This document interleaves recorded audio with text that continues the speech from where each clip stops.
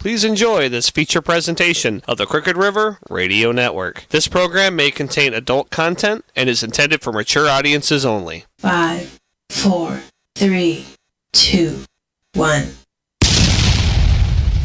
The arguments begin now.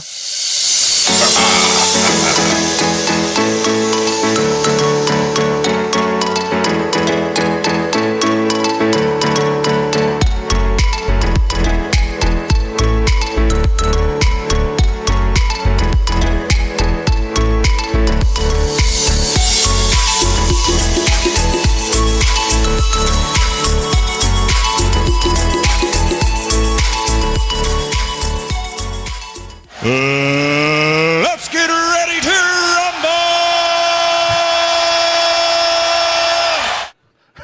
I had to start that out that way. Can you hear me, Dale? You there? Yes, sir. All right, let's see if we are here. Yeah, all right. Well, there you are. Okay, well, let me start off by saying it is wonderful to be here with you, Mr. Morrow. Oh, it's going to be a fun night. I apologize in advance for the fact that you're probably going to hate me even more than you probably already do when we get done with this conversation. Well, I think that feeling's quite mutual, Dale. I will say that I think I better make the disclaimer. The opinions that are expressed on this show are that of the host and its and his or hers guests, which means anything we say, it doesn't. I don't want it to reflect on the outlook of the station or any of its entities. We are going to. There is quite a bit going on this last week that Dale and I are going to get into, and we've promised each other we're going to get in there and tear ass about it. So let's begin. So what do you want to talk about first? Hey, you're running the station. Pick one. I'm ready for any of them. Okay, I've done my due diligence, and I'm ready. You're talking about you got all these clips you want to show about something, and so, do your thing. Well, let's start off a little lightly. Oh, okay, yeah. How about that no kings bullshit? Okay. The peaceful protest that turned out many people in over 1,000 sites across the U.S. I want to back this up a little bit. So I got a 1-minute clip about that is Mr. Trump's talking about the no kings. So let's play that and then we'll get into this. Okay. People in greater Cincinnati are joining millions across the country in No Kings protests. People in power, they have to stand up for what's right no matter what they have to lose. And today, we all just really want to send that message that we want change, we are not okay with what's going on, and we want to do better. This is so important for us to be able to speak up about what we believe, because when there are lies being spread about what the American people think, I don't think that's true. I think most of us disagree with what's going on today. Tensions rose when counter-protesters showed up, but everything stayed civil. As an American, it is our First Amendment right, and I feel like standing up for that is key to keeping our democracy alive. The protests serve as a response to a military parade in Washington, D.C., celebrating the anniversary of the U.S. Army and coincides with President Trump's birthday. Hey, hey! Ho, ho! Fascism has got to go! All right. I thought that was a different clip, but we'll proceed with it anyway. A couple of thousand sites that were actually protesting, including 2 or 3 around the Akron area. And I know of one major one that was up there. Was it around Edgewood Park? I think it was. He wants to make believe that he's not hearing any of this. But when you've got that many people protesting peacefully and telling your government that you're you're stepping out of bounds here. How do you not react to that? Well, how about that? How about that question, Dale? Well, it's very simple. I will say, yes, you are correct. Mind you, I didn't get crazy into things, but playing around on Facebook, I saw the protest in downtown Akron. I saw the protest in Cuyahoga Falls. Not too far from my own home. Very peaceful people standing on the side of the road. You know, waving their signs, cheering, doing whatever it was that they were doing. Everybody was peacefully protesting whatever it was they were attempting to protest. Half of them didn't even know why they were there to begin with. They were just doing it I don't know about that. You can't generalize like that. Oh, yes, I can, because I've seen it so many times before. If you saw, it's that old Lemmings thing we were talking about over the last couple of weeks and that. Just because one person gets up and says, hey, follow me, doesn't mean the whole world's going to follow him. It's not going to happen that way. Those people knew what they were doing. They know why they're protesting. No, half of them don't.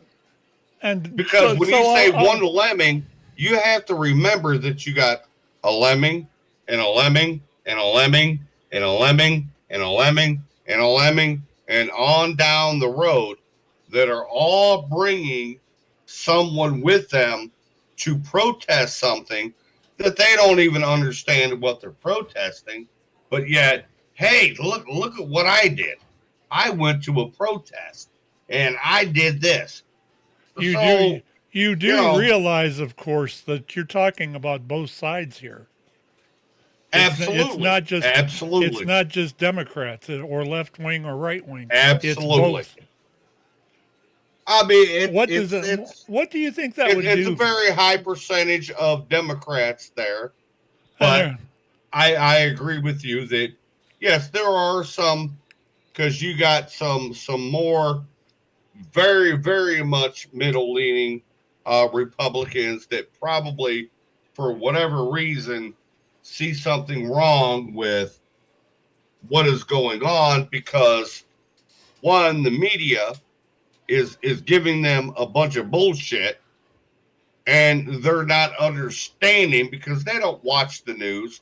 They don't do their due diligence. They don't research.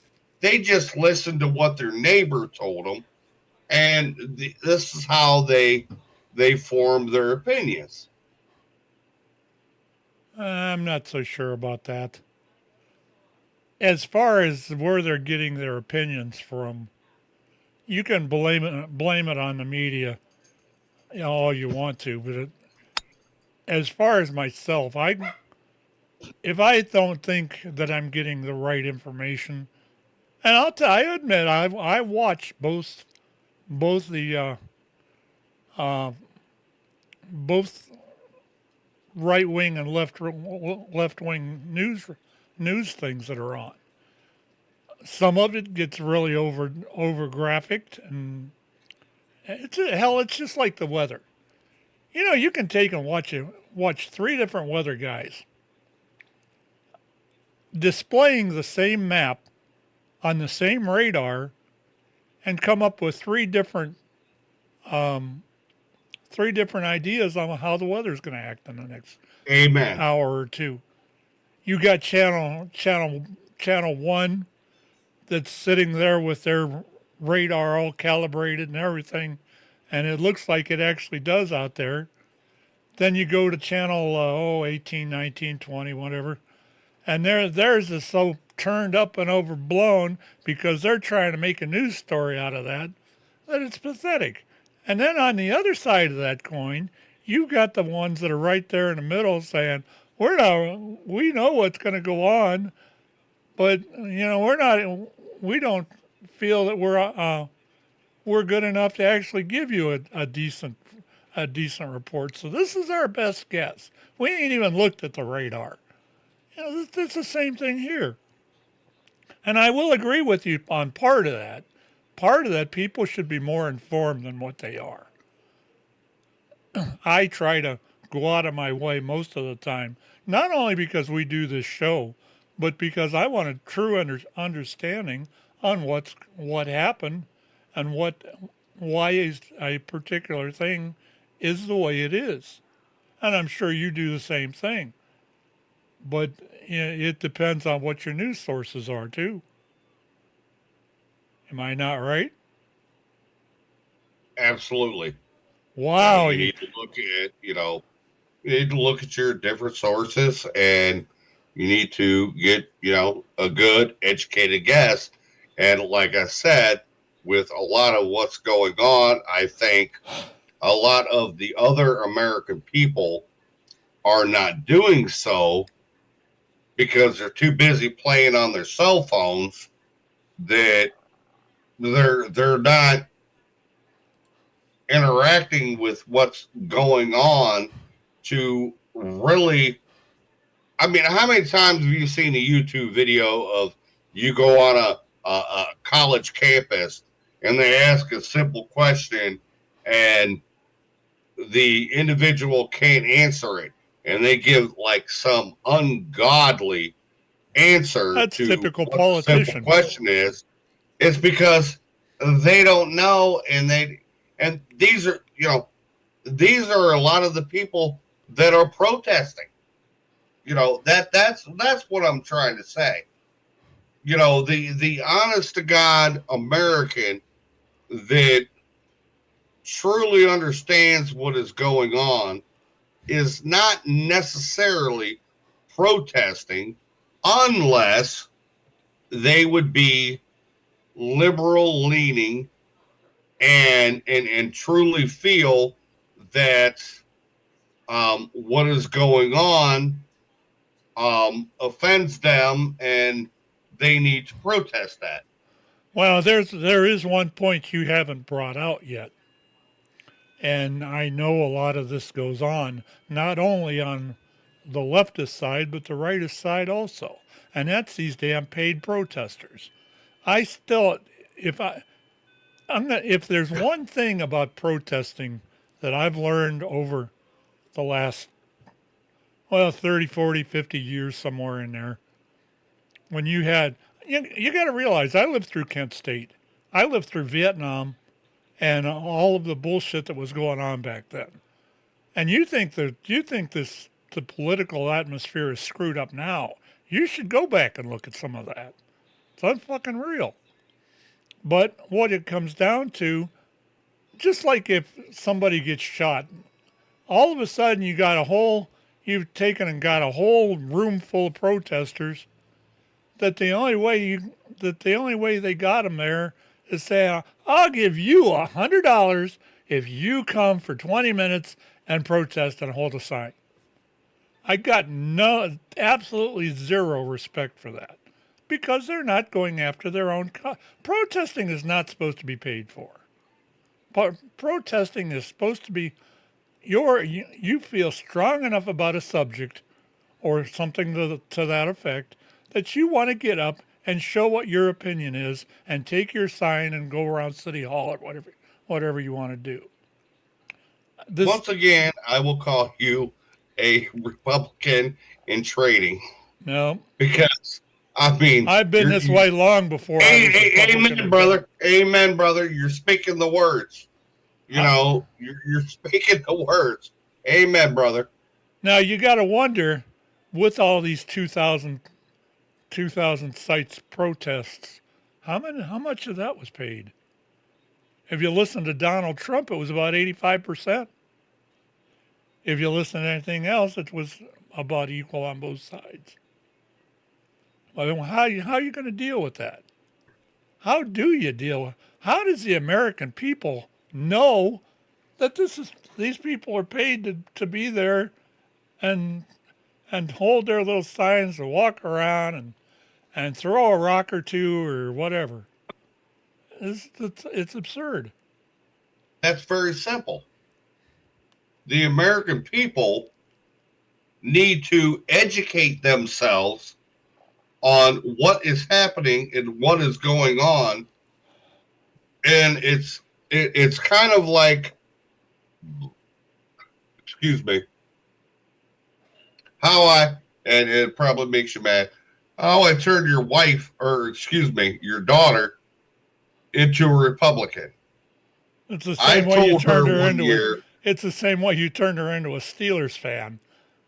Well, that too, but she just did that because she saw me wearing the hats. But I told her, I said, listen, honey, what I want you to do, because she had never done it before.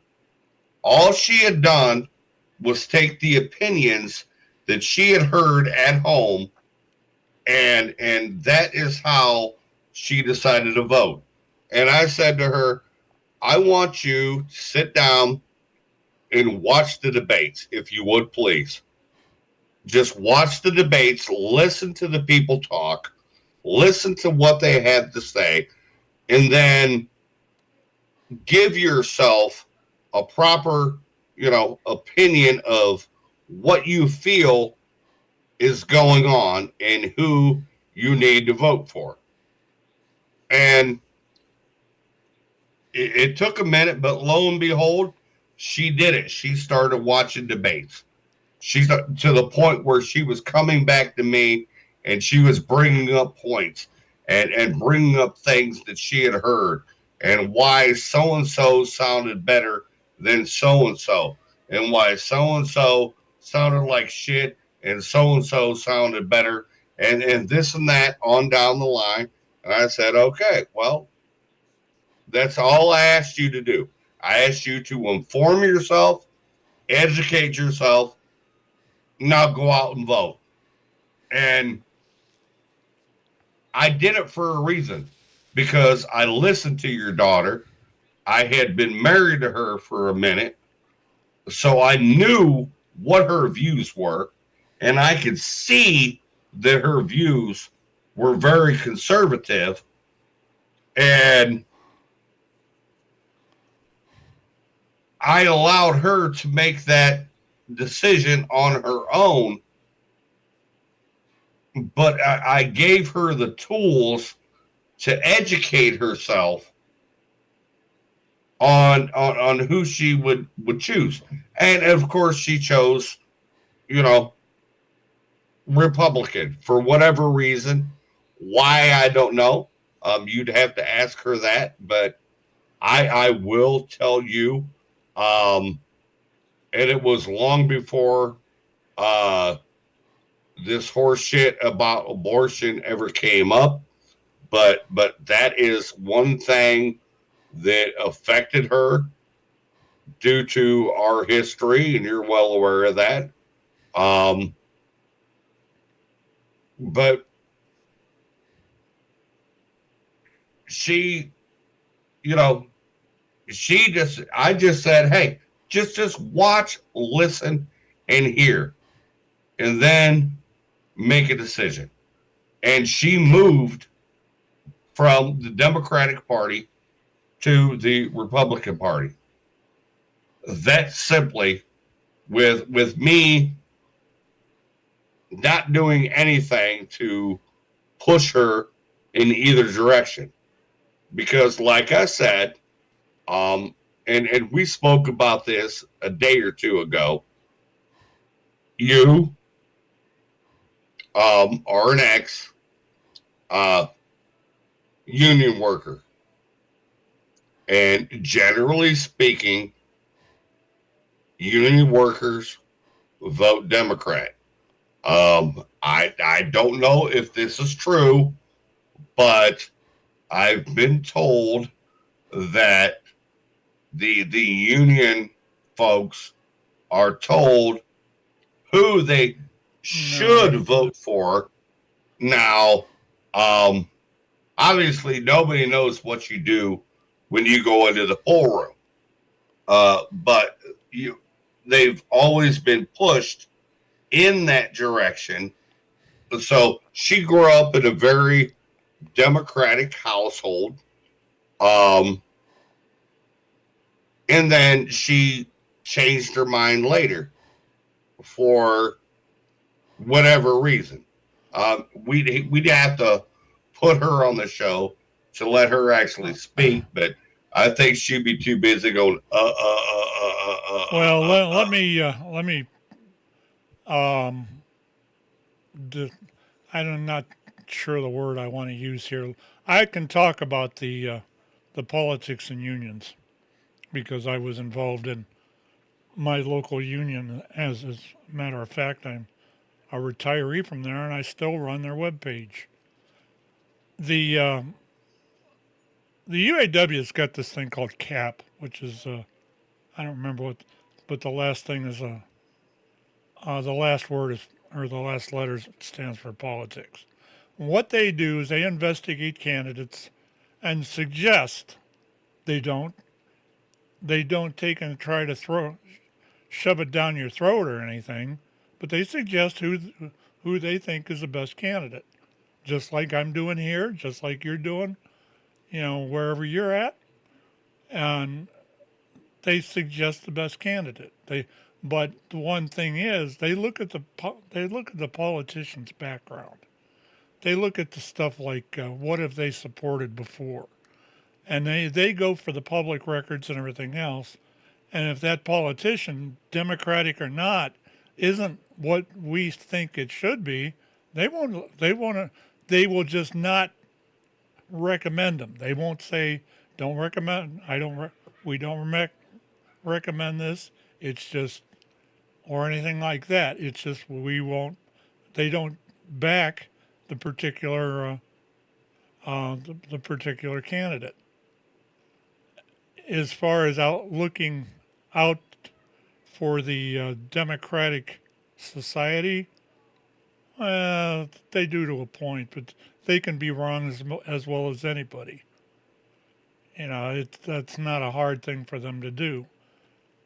But in my 30 years actually, since 1978, when I became an auto worker, I have gotten to the point where they have been wrong. And it's really bit them in the rear end because it doesn't. They're supposed to be doing all this research on the candidates and they don't do it or didn't do it. They're just backing one. Hell, we elected or were part of electing Jerry Springer when he was good. Was he governor? What the heck? He held on office. We helped him get in. On the other side, you had Bill Clinton that sent all your jobs overseas. I don't remember if they backed him or not. Oh, I don't remember that. I really don't. I'll have to look and I'll let you know in the next show. Oh, okay. I can find out. But Clinton really wasn't that bad of a president, except for what. Absolutely not. Except what he did for that. I that tell NAFTA you, agreement should have never been signed, and we all knew other it. than NAFTA, which was some bullshit, which sent all of our jobs overseas. My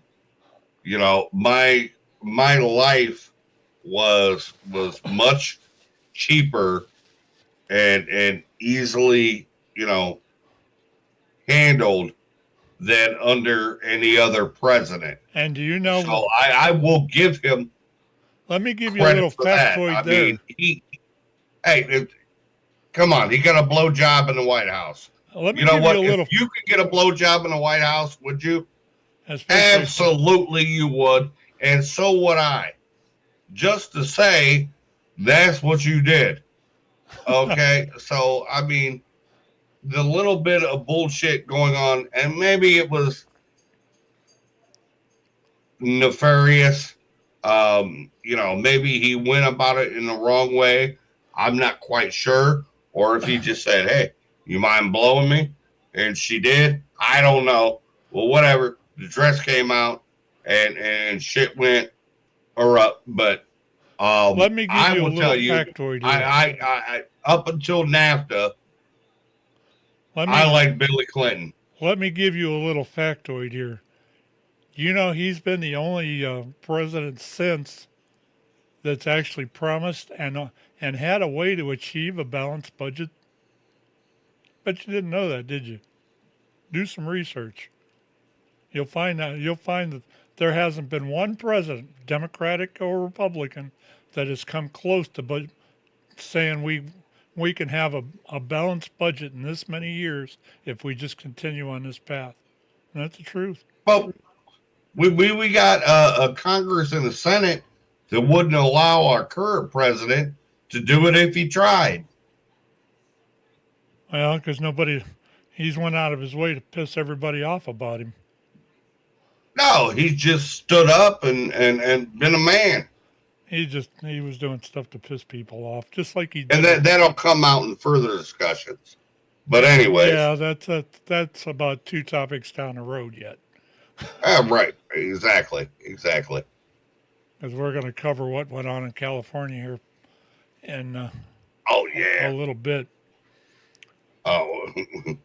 But, you know, the whole thing comes down to is if you got somebody that actually knows how to get a balanced budget, why don't you do it? Why do we have to keep leaving this trillions and trillions of dollars in debt to our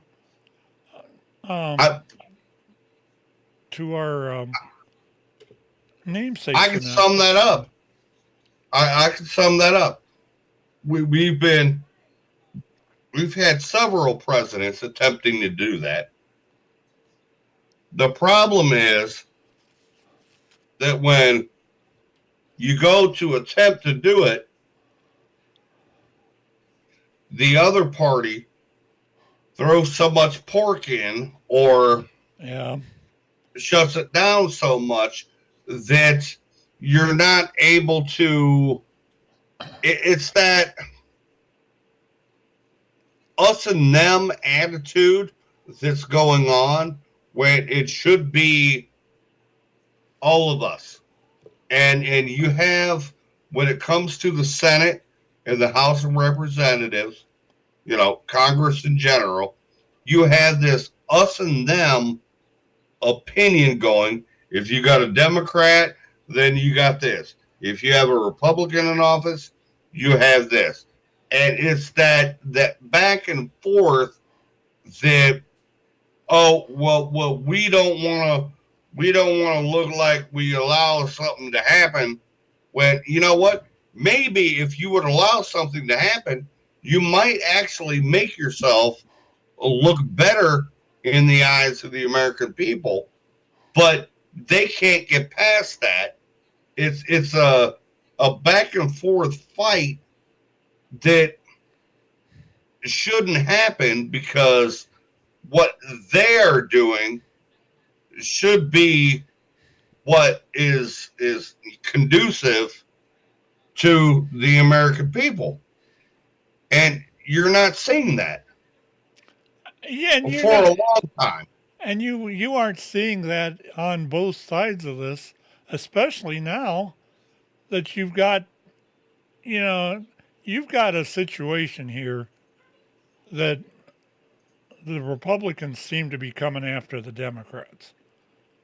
You've got, in fact, that's the fight we've got going on out there in California right now. You got a fight going on between Trump and Newsom. And, you know, as far as what you can do about that, there shouldn't have to be that much done.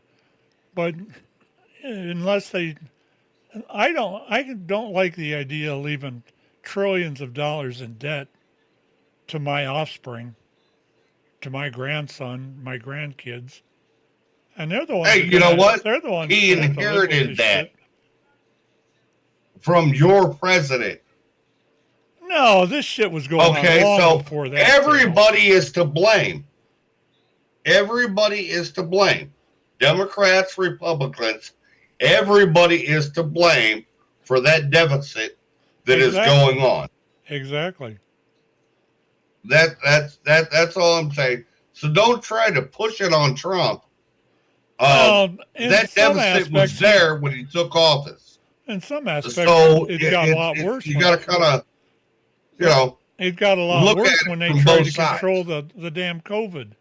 That COVID fiasco was something else. You tied Oh, this, the COVID fiasco was a sham.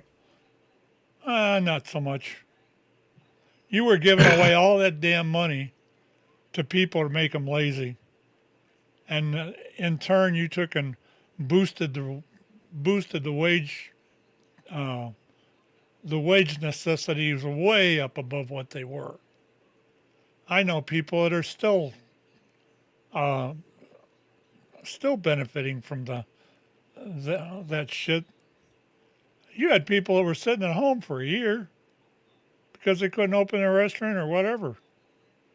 How can you? Yeah, it just baffles me how you give away that much money, and on top of all of that, you take and send your inflation and everything through the roof. Amen, That's brother. one thing I never understand. Amen, brother. And that was actually done under Democratic administration. It was Trump started it to try to help people, but it was not shut off.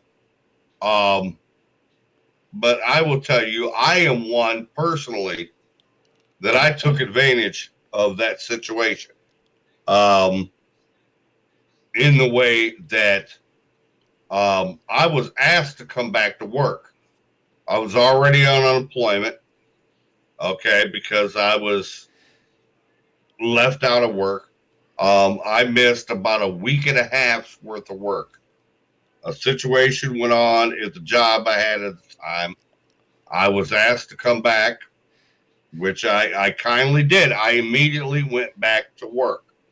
But because I was still under part-time hours, I not only received what I got paid from the company I was working for, but I got paid whatever was left from unemployment, plus I got that $600 extra every week.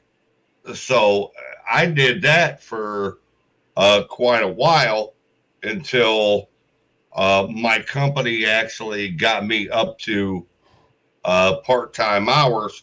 And instead of being like some of the people do and refusing to work those hours, I went on and I worked those hours. And, you know, I took the help, which is what I pay into with my taxes. I took the help when I needed it. They were giving me extra money. I took that extra money as long as I could. But as soon as my company offered me the opportunity to do better for myself, I immediately stopped collecting from that and went back to work. Yeah. Which, like I said, I was working almost the whole time. So, you know, it's all in how you treat the system. I mean, if I tell you I'm going to give you this amount of money, you're going to fucking take it. And that's what I did. The government said that I'll give you this money, and I took it. But I was working, and I was doing my best to get myself to where I did not need that money.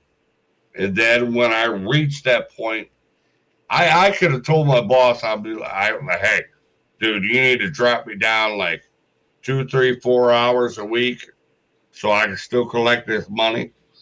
I could have done that, but I didn't do it.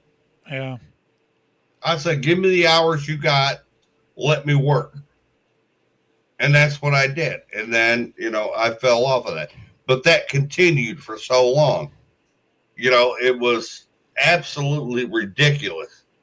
I know many people that just reap the benefits of that fucking bullshit. Not me. I'm not sure it should have been there to begin with.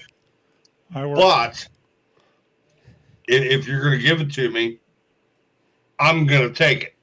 I worked every day of it. 5 days a week. Didn't matter. It got a little strange in points, especially there in the beginning.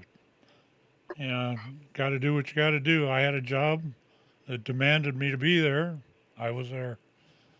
Anyway, let's change over before we run 6 hours instead of 5. Let's change over to the next subject, which is a little more intense, but I think I want to run. This thing runs about 6 or 7 minutes. It's about the 250th anniversary of the U.S. Army. And believe it or not, it's not really a political thing. It just explains what was going on and how much it cost. We'll be right back. You're watching the Art of Argument with Dale Pyles and Pat Morrow. We'll be back in a minute. Stay tuned.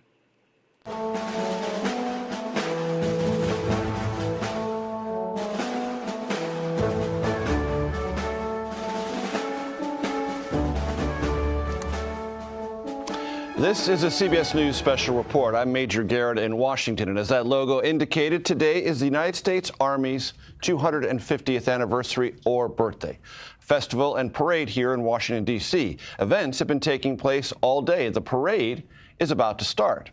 It was moved up 30 minutes due to weather. The parade runs along Constitution Avenue right in downtown Washington, D.C., starting by the Lincoln Memorial. It will continue down, crossing in front of President Trump's reviewing stand, past the White House, and will conclude near the Washington Monument. The pictures ought to be spectacular. Army officials say the event includes about 6,600 soldiers, 150 vehicles, and more than 50 aircraft. Those aircraft will be on display and flyovers, weather permitting. Now, the United States Army, you might know, is older than the nation it defends. The military branch was founded June 14th, 1775. The Declaration of Independence was signed more than a year later on a date we all know and treasure, July 4th, 1776. Today's celebration also, coincidentally, falls on President Trump's 79th birthday. The cost of this parade has been a topic of conversation here in Washington and across the country. And despite the Trump administration's attempts to make spending cuts across the federal government, an Army spokesperson tells CBS News the festival and parade will cost anywhere from $25 million to $45 million.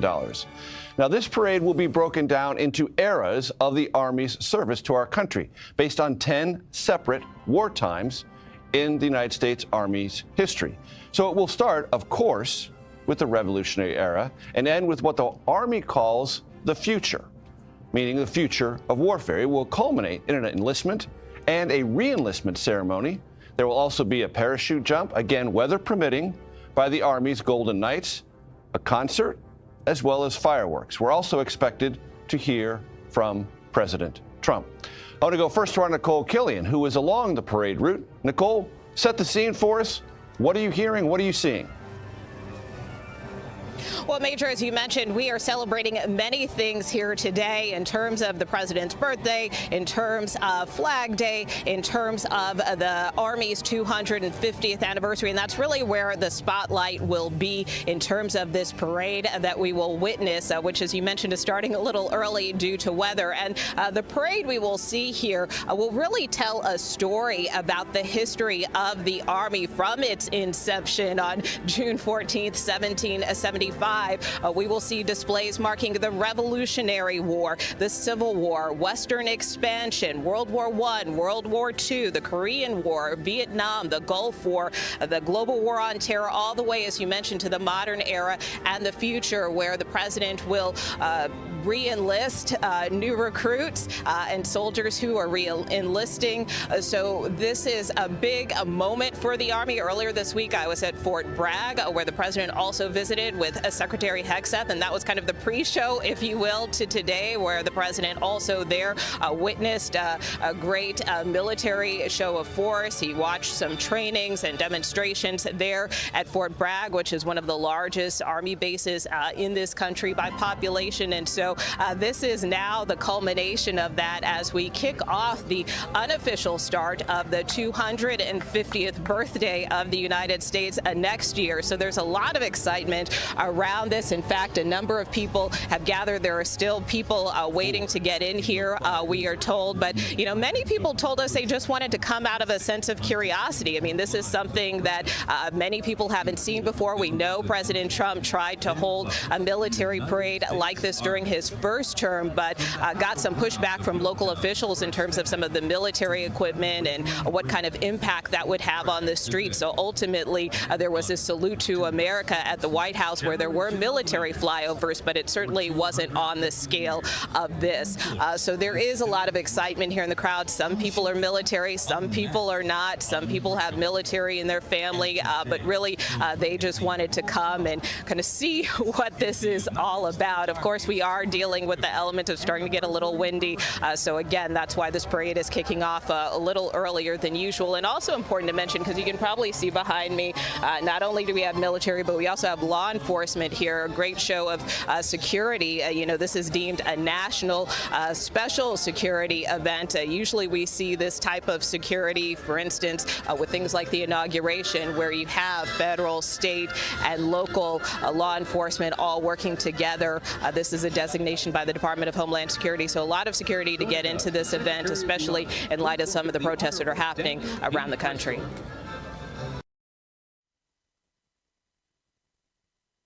All right, we're back. So what'd you think? Hell, I wanted to see the parade. Not, I couldn't find anything really with it in it. Now, the questions that I have. All right. Hit me. You had the Trump administration with their little doji. Doji. Hey, Doji is Doge. Doge. Doge. That's like Justine saying Target instead of Target. It's I mean, come on. Let's just call it what it is. It's Doge. It's French. Okay. All right. I'll let it go. You have the Trump administration that's been running around with their little Doge, trying to save every dime for the American public. We saved so many billions of dollars, and then you have one flipping parade that spends $45 million, probably of that money. Oh, $25 to $45 million is what they there said. we go. Thank you for rectifying that. It wasn't necessarily $45 million. How do you justify that?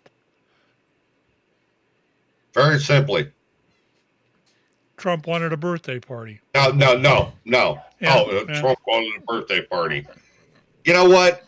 At the time we're living in, if you look at the things that are going on around the country and abroad,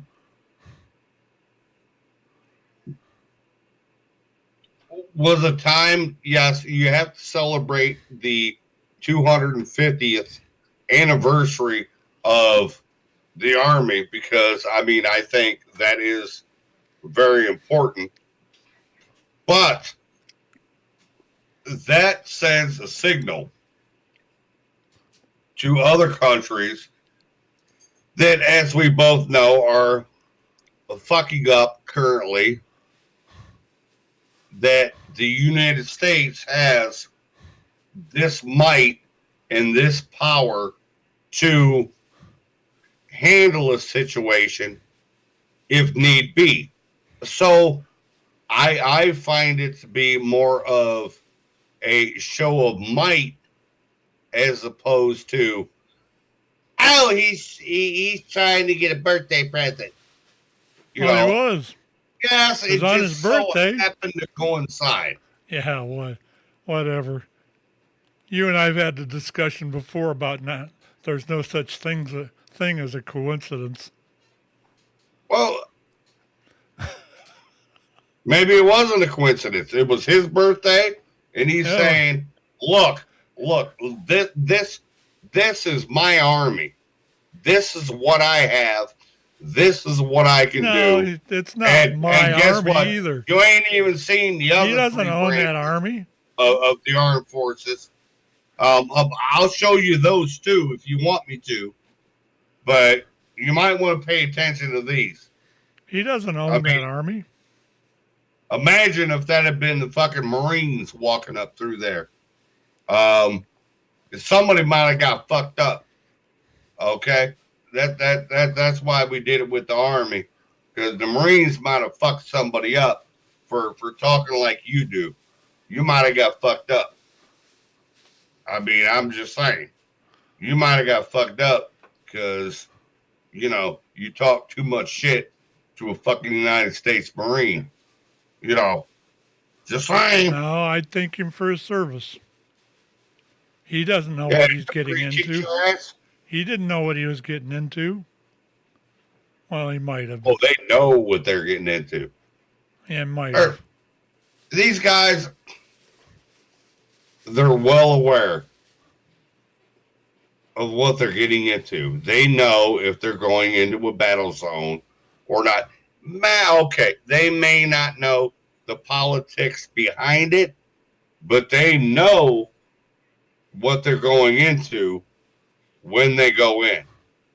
And I tell you what, I am a United States citizen, and I back my United States military 100%, irregardless of parades or any of this bullshit. And then you're going to talk about money. You know what? It's the 250th anniversary of the United States Army. I don't care who was elected. That parade would have happened. That parade would have happened irregardless of who was president. Because it's the 250th anniversary of the United States fucking Army. I've seen parades miles and miles long. In particular, the 4th of July parades. They don't spend a dime there. Where did this $25 to $45 million go? That's an interesting question. I thought so too. So is that just something you're reading on the fucking YouTube, or is that actually fucking correct? I've seen several reports that the one said that they spent as much as $45 million. Obviously, troops had to be flown to where this all went down, but and military equipment needed to be moved to where it was. But here's my catch. You know, it depends on what news channel you're watching or whatever, or what your mind tells you. Do you really believe that that's what it costs? I'd say that's a pretty good estimate. Oh, 45 million? Well, I'd go 25, 30. Okay, you go 25, 30. It depends on how big the parade was, which nobody knows because there's no flipping video of it on YouTube yet. And I looked. I cry foul. Well, you can go ahead and cry. I think that's an inflated number. Cry in your beer. I ain't gonna cry in my beer. I'm just gonna drink it. But I cry foul on that one. I think you're I'd like to find out on that. I'd like to see an accounting of what that parade actually got paid for. You'll never see it. I bet that would be an interesting thing for Mr. HQ American or John American to actually see what did they spend all that money on. Was it? Did it go for lining? I wish I could see an accountability of how many illegal immigrants came into the country under Joe Biden, so that HQ Citizen could see what actually occurred. I mean, do you understand what you're saying? One, we're never going to see that, and two, you're never going to see that. Okay, it's not going to fucking happen. You're not going to see any accountability. Come on, it's the United States government. Get over it. And that everybody's supposed to just get over it. You're not going to fucking what the find government out. wants, the government gets.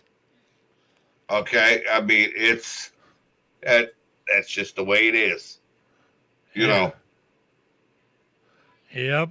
Well, now since we got we're going to probably have to extend by about a half an hour. I told you it's going to be like a 4-hour show. And we'll extend it by a half hour here. I think this will be fun. Now we're going to get into the crux of the topics. Oh, the crux. Yep. Did you say the crux? The nitty gritty. We're going to get down to the nitty gritty of the topics for tonight. All right, let's get down. What do you want to do first? The thing on Newsom or the thing on Padilla?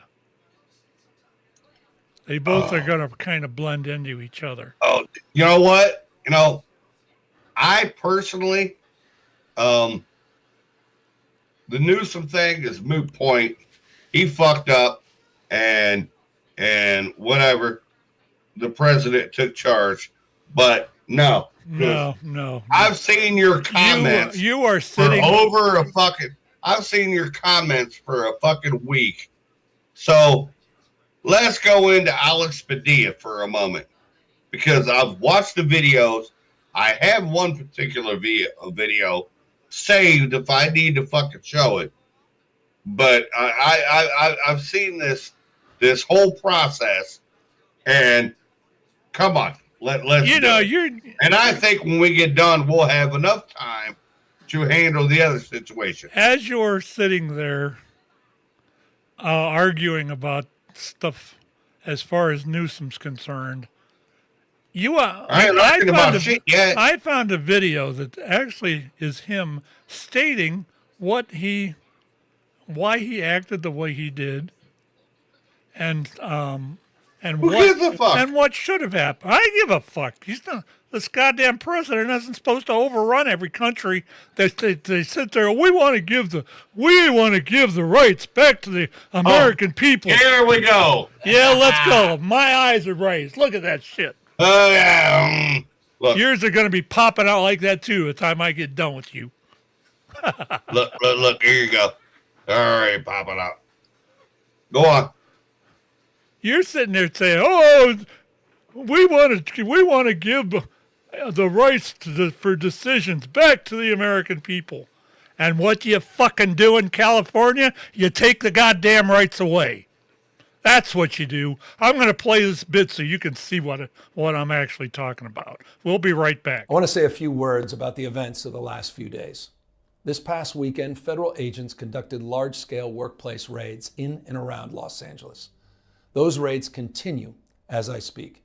California is no stranger to immigration enforcement, but instead of focusing on undocumented immigrants with serious criminal records and people with final deportation orders, a strategy both parties have long supported, this administration is pushing mass deportations, indiscriminately targeting hardworking immigrant families, regardless of their roots or risk.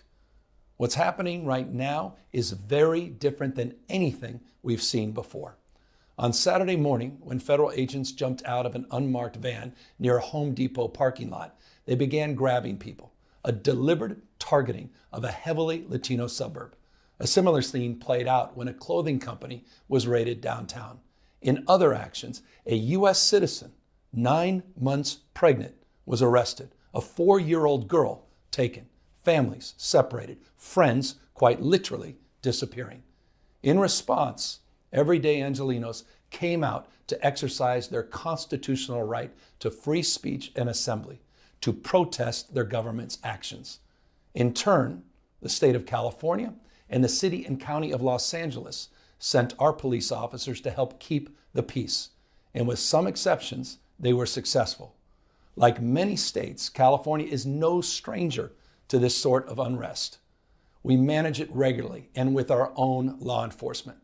But this, again, was different.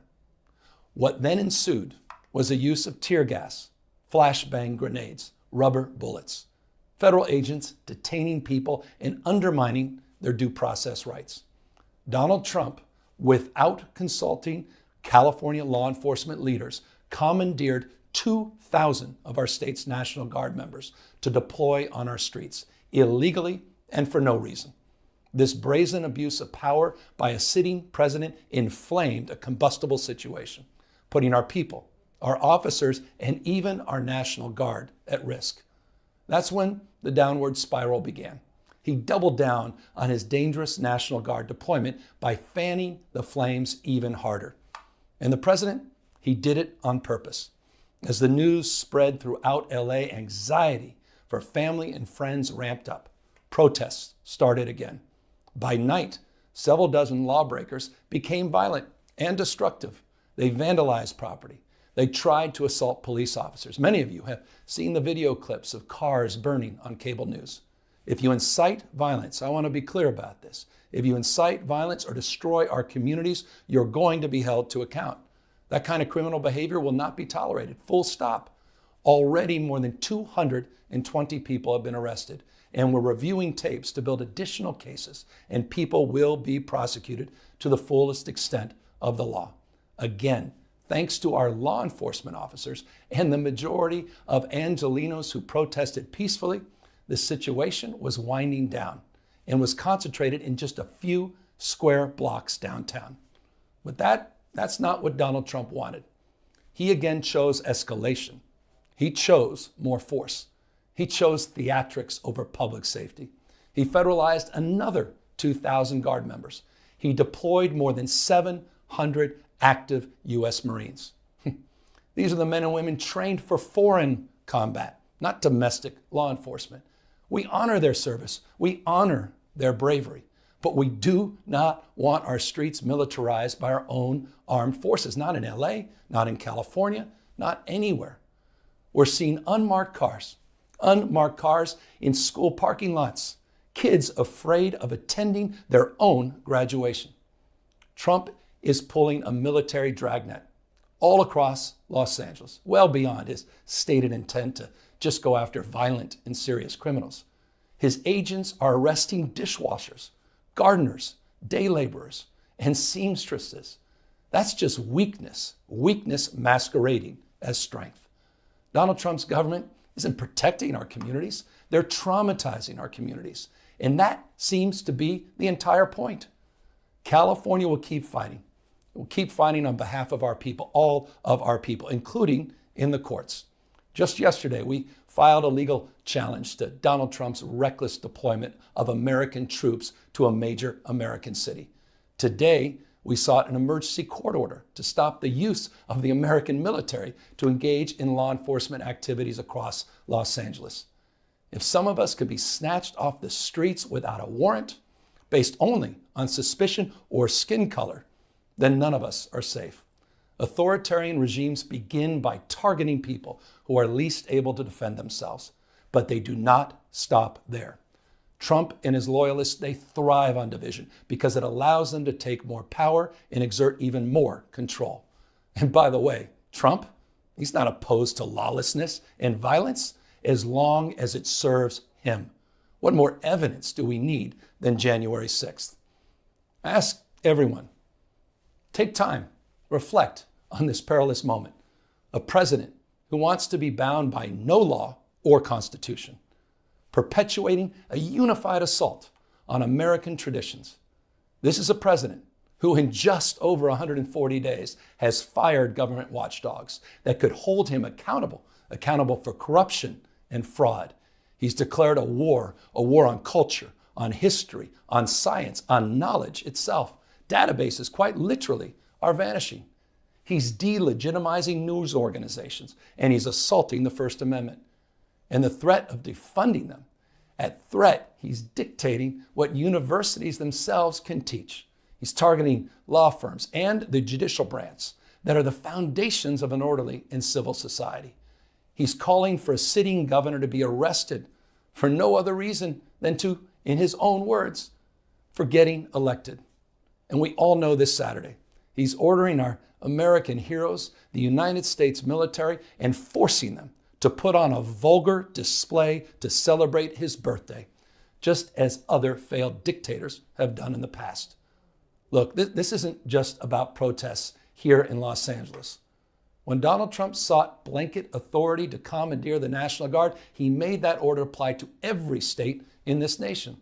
This is about all of us. This is about you. California may be first, but it clearly will not end here. Other states are next. Democracy is next. Democracy is under assault before our eyes. This moment we have feared has arrived. He's taking a wrecking ball to our founding fathers' historic project. 3 co-equal branches of independent government. There are no longer any checks and balances. Congress is nowhere to be found. Speaker Johnson has completely abdicated that responsibility. The rule of law has increasingly been given way to the rule of Don. The founding fathers, they didn't live and die to see this kind of moment. It's time for all of us to stand up. Justice Brandeis, he said it best. In a democracy, the most important office, with all due respect, Mr. President, is not the presidency, and it's certainly not governor. The most important office is office of citizen. At this moment, we all need to stand up and be held to account, a higher level of accountability. If you exercise your First Amendment rights, please do it peacefully. I know many of you are feeling deep anxiety, stress, and fear, but I want you to know that you are the antidote to that fear and that anxiety. What Donald Trump wants most is your fealty, your silence to be complicit in this moment. Do not give in to him. Blah, blah, blah. Blah, blah, blah, this. Did you see how many times the video shifted? Because they were resetting everything so that he could say everything that he wanted to say properly. That was a very staged speech, but I will say, okay, whatever. He gave his speech, but I don't believe half of the motherfucker, because he just, oh my God, Orange Man bad. And that's where he's going with that whole conversation. So I don't get it. Yeah, evidently you don't. But I obviously want you to actually sit there and tell me, I'll tell you that. I want you to sit there and tell me that you believe that the military should be armed against its own citizens.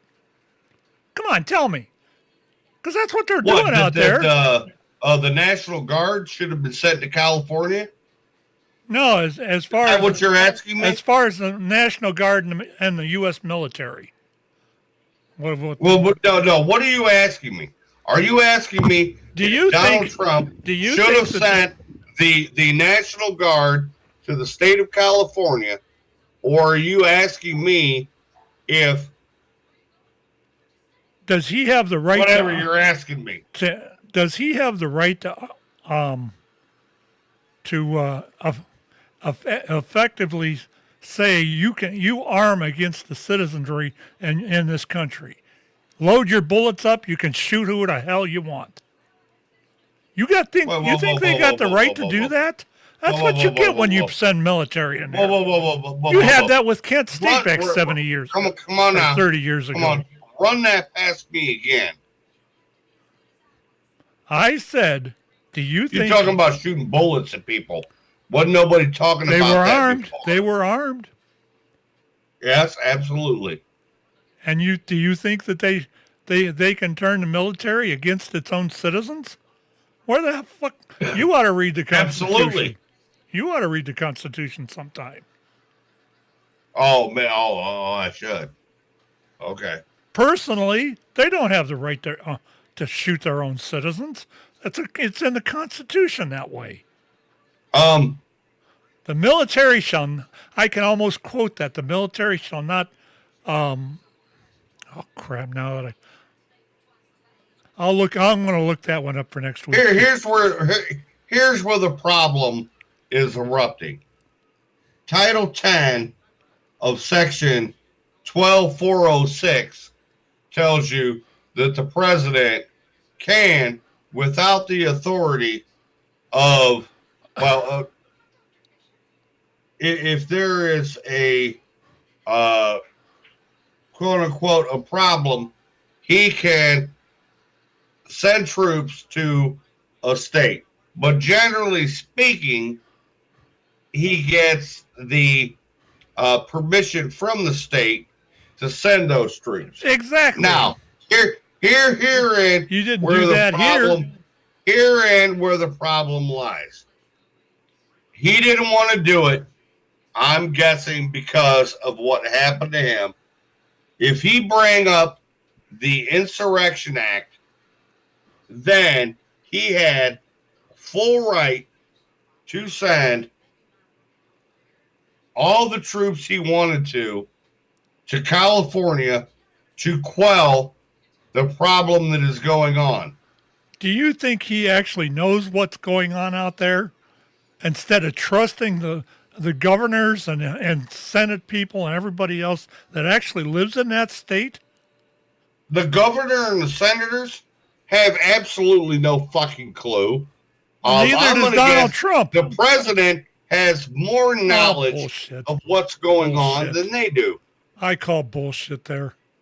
Oh, you can call bullshit all you want, but there's no way. You know, I would rather. I mean, listen, the shit in California needed to be quelled.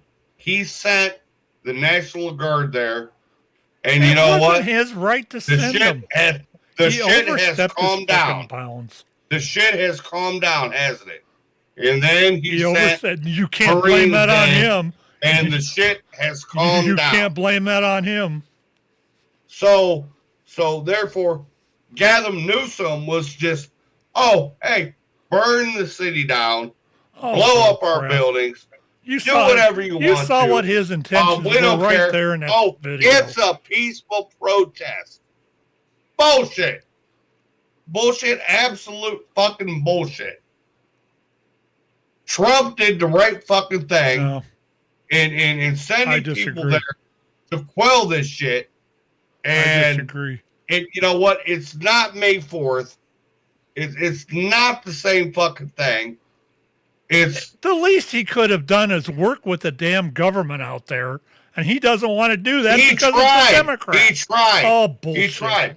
You got a Democratic fucking Show me governor. a video. It was like, fuck you, don't help me. Send me a video of it. Blow up my fucking state. Send me a video. And Donald Trump was like, okay, we're going to save this state. This is what we're going to do. And you have a fucking problem with it. Bullshit. I don't get it. I don't get it. I don't get it. Yeah, I don't get it either. So, I mean, that's something I guess you and I'll never agree on. You can throw anything you want to at me, but you're going to get the same response.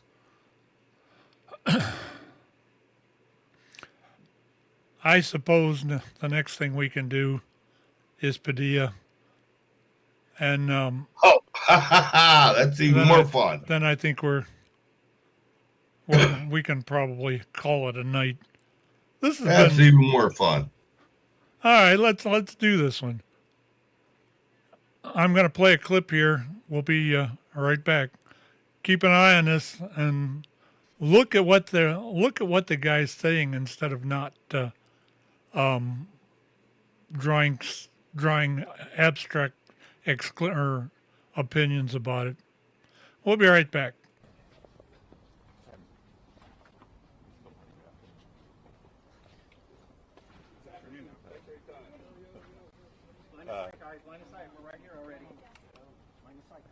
Well, good afternoon, everybody. Never put your hand on me. Good afternoon, everybody. I'm Senator Alex Padilla. You guys have some questions. I'm going to read a brief statement. I will not be taking questions, but allow me to read my statement. I'm here in Los Angeles today, and I was here in the federal building, in the conference room, awaiting a scheduled briefing from federal officials as part of my responsibility as a senator to provide oversight and accountability. While I was waiting for the briefing with General Guillot, I learned that Secretary Newsom was having a press conference a couple of doors down the hall. Since the beginning of the year, but especially over the course of recent weeks, several of my colleagues, have been asking the Department of Homeland Security for more information and more answers on their increasingly extreme immigration enforcement actions. And we've gotten little to no information in response to our inquiries. And so I came to the press conference to hear what she had to say, to see if I could learn any new additional information. And at one point, I had a question. And let me emphasize, just as we've emphasized the right for people to peacefully protest and to stand up for their First Amendment rights, for our fundamental rights. I was there peacefully. At one point, I had a question. And so I began to ask a question. I was almost immediately forcibly removed from the room. I was forced to the ground, and I was handcuffed. I was not arrested. I was not detained. I will say this. If this is how this administration responds to a senator with a question, if this is how the Department of Homeland Security responds to a senator with a question, you can only imagine what they're doing to farm workers, to cooks, to day laborers out in the Los Angeles community and throughout California and throughout the country. We will hold this administration accountable. And we'll have more to say. We'll have more to say in the coming days. Let me say just briefly in Spanish as well. Soy el senador Alex Padilla. That was it. That was all he had to say. Okay, I find that to be a cherry-picked oh, now I'm cherry-picking. Little interview. Obviously, on your point, yeah, very much cherry-picked, trying to candy coat what went on. Unbelievable. What do you mean unbelievable? Would you like to see the video of what he did? Oh, I've seen the video of what he did. Well, would you like me to show it again for the people? Oh, you probably don't want me to show that, do you? Send it to me. We'll use it next week. Oh, no, I ain't going to send it to you. You either see it now or you don't. So I think what you're saying is I don't want to see the video of well, show it then. I don't give Alex a shit. Padilla pushing the security and then the thing of it is, being evacuated. The thing that you're completely forgetting here and then is that the flipping FBI let him into that room. Which he did. And then being placed on the floor to be put in handcuffs. No one was slammed to the floor. Nobody was beaten up. None of this bullshit that all you motherfuckers are saying happened. It did not happen. I have it on fucking video, and you're full of fucking shit. Okay? You're full of shit. That man walked in and disrupted a press conference by the Secretary of Homeland Security, Christine Nome, and he was escorted out. Okay? Now, if you did that, you would have been escorted out. If I did that, I would have been escorted out. I don't give a fuck if he announced himself as a U.S. Senator or if he didn't, which he finally did announce himself as a U.S. Senator. That doesn't fucking matter. You are still a citizen of the United States. Oh, so senators don't make so therefore, they don't deserve that does not give you the right. They don't deserve any kind of special treatment to do this bullshit. So he got removed out of the fucking room, just like you would have got removed and I would have got removed. So where is the fucking problem? The problem is they tried to silence him. Oh, but what do you mean they tried to silence him? Well, they tried to shut him The up. man broke the fucking law. The man broke the law. He broke the law. Uh-huh. How did he break the law? What statute did he break? He disrupted the bullshit that was going on. There was no... I mean, those security officers knew who he all was. The right in the world. Those security officers knew who he was. That room. Those security officers knew who he was. They let the FBI. The damn bullshit. The FBI let him in the damn room. And that has been stated. The FBI let him in that room. That doesn't fucking matter. Yeah, it does. I don't give a fuck if he's a U.S. Senator, a House of Representative member, or the President of the United fucking States. If you come in and you disrupt the press conference like he did. Now, what I will tell you, do you notice where most of the footage is coming from? You're probably not aware of that. I can't find the video again because obviously that's disappeared. Because, nobody wants too many people to see that. But the person filming that bullshit is his aide. He came through the door to start a disturbance, had his aide filming the whole fucking thing, and then all this stuff erupted. I'm gonna and then she continued filming. I gotta get another that's what sound you effect. see. This was all set up by him to be an asshole and try to. I need to get another sound effect. Change the thoughts. Bullshit alert. Bullshit alert. Oh, you know what? Oh, give me a minute.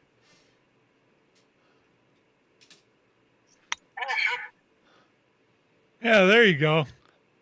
I need to record that.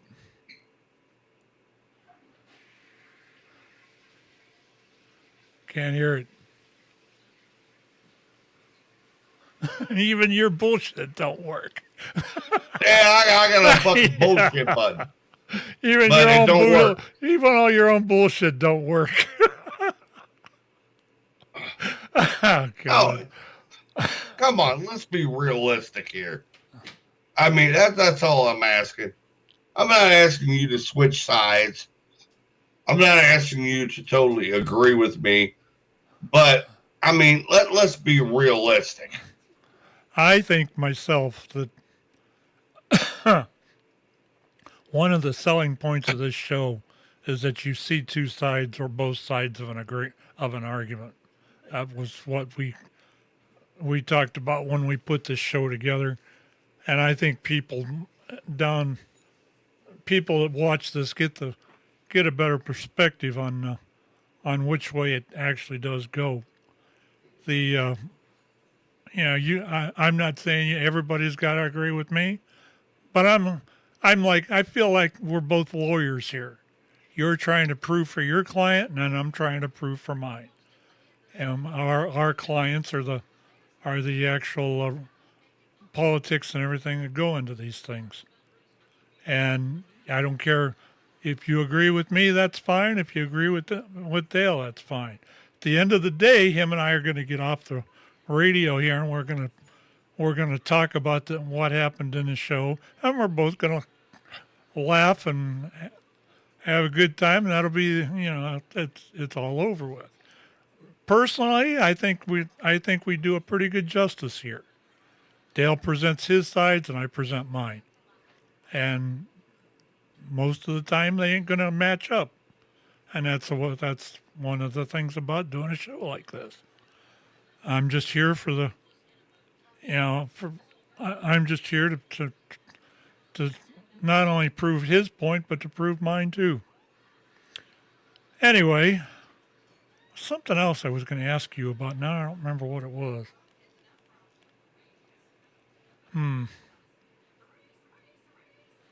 We covered all four of this, all the subjects we had, didn't we? Do you have it written down? Yes, I do. See if anything we didn't cover. California.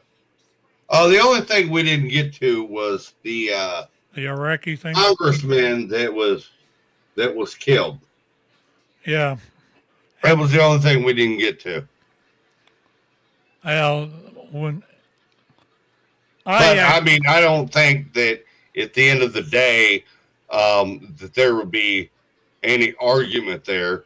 We would both agree that whoever did this was a bad person, and that should not have happened. He looked like that. When I first saw that, I thought it was because of the protesting that was going on, because it was Saturday. No. And all this of guy that was fucking crazy. And I saw pictures of this dude's house. He had a beautiful home, $200,000-$300,000 home. But when it came down to it, the dude was nuts. I guess, I don't know. The motherfucker was crazy. It's straight up crazy. He looked almost straight military too. I've seen a couple of pictures. Okay, I think I've seen one picture. I could get that. But whatever possessed that dude to do that? Although from what I heard on one of the news sources that I have, is that he had a list of 70 people that he was going to try to get through. I didn't know it was 70, but I have heard he had a list. And for I'm gonna let myself look like a bad person for a minute, but his list was all Democratic people. Yep. That he was going after, and the guy's just fucking crazy. Okay, it is what it is, and Yep. I mean, hopefully. I'm pretty sure they got him, but yeah, the guy's straight up fucking batshit fucking crazy. He was on this, I'm gonna go kill Democrats and shit, and that's not the way things work. That's not the way people should be, but yep. I hope they well, I think they lock him up for the rest of his life. I think they finally did collar him. Am I right, Flora? Did they actually get that guy in? Yeah, they captured him. Yeah, they captured him. It was in Minnesota. Okay. Good. Yeah, the last thing that we were going to cover that I remember was about this Iraqi thing, the war that's going on over there. And I will admit, somewhat, you're going to accuse me of being a Republican again. I do agree with the way this whole situation is being handled. The U.S.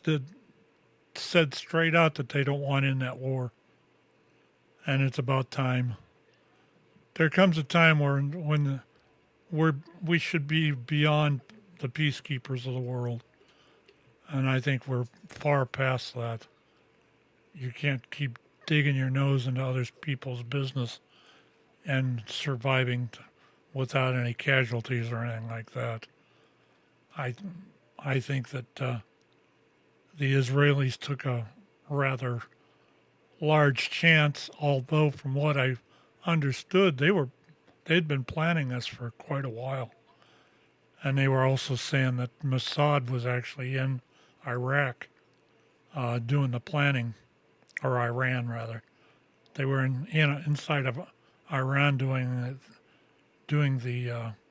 they built a camp there, and that's where they were going to operate it from. I guess they already did that. But any idea? Any comments about that, Dale? Yes. The whole freaking situation. It does, to a small extent, scare me, because you're looking at the way this stuff is going on in the Middle East, and you see how it could trigger further. Now you got Israel that's already fighting with Hamas, which I understand why they would attack Iran,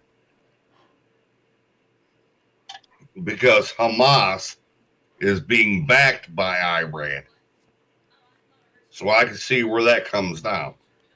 But the world implications are, could be kind of nasty. You know, it's looking at a situation where the United States could get drawn into a situation that they don't want to be in. Because I will tell you, I don't care, Republican, Democrat, anything in between, when it comes to Israel, and which, you know, if you go back into your Bible, the Lord tells you that you need to defend Israel. That will be done. Okay? Israel will be defended. Yeah. So, now, to what extent and how, I'm not sure, but it does set up a dicey situation. Then you get into, I've also seen things where Russia has moved some of their nuclear capabilities. I'm trying to use the map.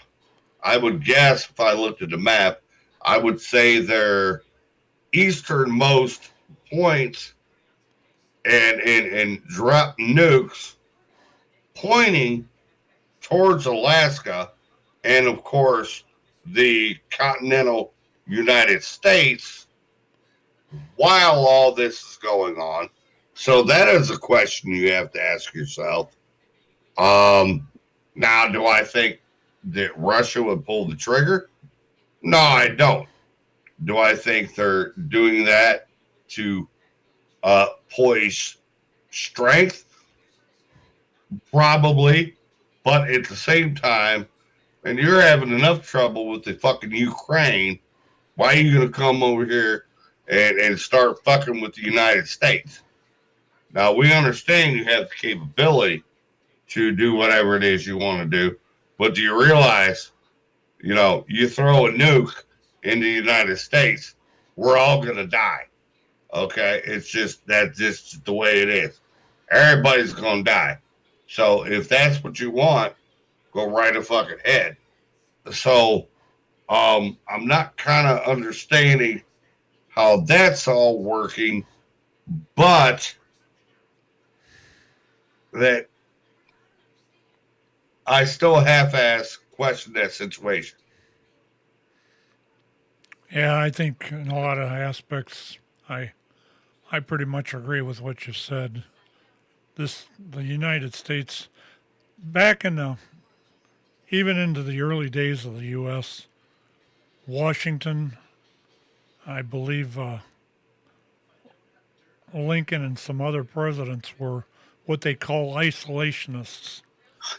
And what a nice lady. They thought they would rather bother with everything in their own country than branch outside of it and try to help or protect anything outside of the country. And I, being quite honest about it, I've always been along that line of thinking. We give too damn much money away to these idiots, and to where it backfires and they bite us in the rear end. And I think it's time to stop it. Let them get away, get along on their own. My taxes are high enough. They can bring some of that tax money back in here and fix what needs to be fixed here at home first. Anyway, I think that's about it. You about got me exhausted. I'm glad I didn't. I'm glad I didn't do a show last night. Huh? I'm glad I didn't do a show last night. Yeah. It's a good thing you didn't. I was pretty wired up here. It's been fun. It's been fun. Yeah.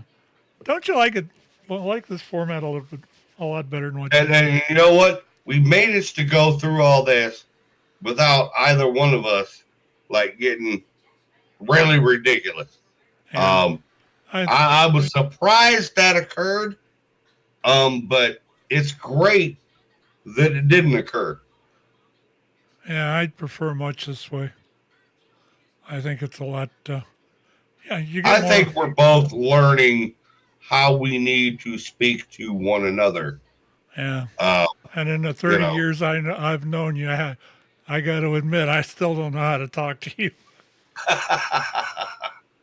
You can talk to me any way you want to. It just depends on what Dale you want to come back at you. But yeah, I think we did a great job here. Yep, I think so too.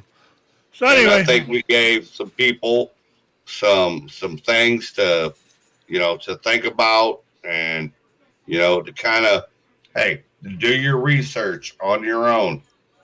If you like a view that I said or that Pat said, do your due diligence and research, and then you'll find what you truly feel. Don't base anything upon what either one of us has said, because we're just a couple of jackasses that are out here talking, and we love to argue. And yes, we love to argue, and we found a way to make it positive. And this is the way we do it. Yep. We can argue, and it's positive. Yep, I agree. Anyway, let's go ahead and wrap this up. Coming up next is next Saturday morning, I think, is Four Guys on Sports. That we were out last week because of the fact that a couple of the guys that are on that show had to work. And they don't get paid for this, so needless to say, they picked money over us. But then coming up next Sunday is the Radioactive Show again. We are going to be on next week, and we'll be off for a week for Amateur Radio Field Day, and then we'll be back after that to celebrate the birth of the station and everything else. Hard to believe it. We've been here for almost 6 years. It'll be 6 years July 3rd. Hard to believe. And then, of course, in 2 weeks, we'll be back with this show. Hope you all enjoyed yourself. I hope we at least put an idea or two in your head to make you actually go out and research some of this stuff and get your own opinion. With that, Dale, it's been real. Thank you. Real what? I'm not sure, but it's been real. Oh, it's been fun. It's been real. I'm just not quite sure if it's been real fun. Yep. Oh, no, it's been real fun. Yeah. It's been a blast. I enjoy it. I think so, too. Y'all have a good week, and we'll catch you in a couple weeks on this one. Otherwise, hopefully see you Saturday morning. And with that, we will see if we can find the outro here, which is right there. And see ya. Hang loose, I'll be there in a minute.